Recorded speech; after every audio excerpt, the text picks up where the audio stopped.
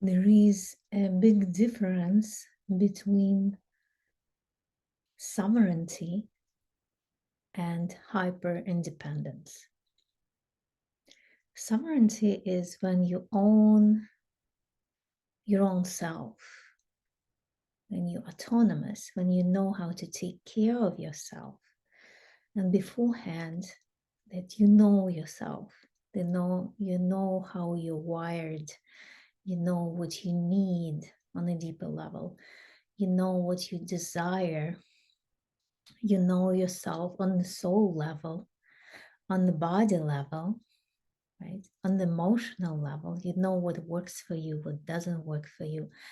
You gain experience with finding the right ways to process things, to take a good care of yourself, basically, to understand what works for you.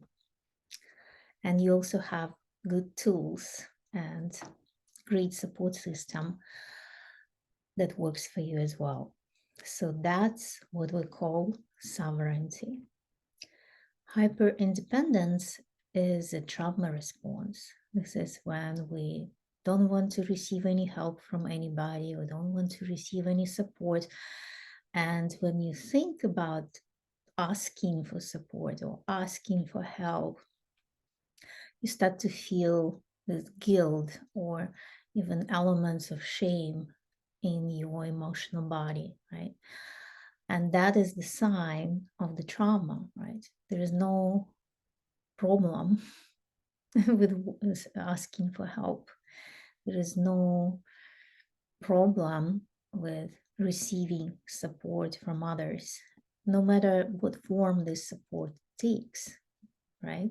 It can be like a little favor or it can be a big thing, It can be asking for some practical thing, emotional support. It can be asking for, borrowing some money or, any kind of request.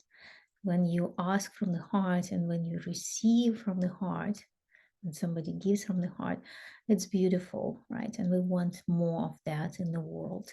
So when we have this trauma and we will become hyper independent, we just can't even think about receiving support this way, right? We're very limited with our receiving channels. We're very limited with our support system. And we're terrified when we are in the situation when it makes sense actually to ask for support and receive support. So we just starve ourselves energetically about trying to do this on our own. So there are many strong women who actually struggle with hyper independence, and there is a deeper trauma behind it, even though it doesn't look like that on the surface.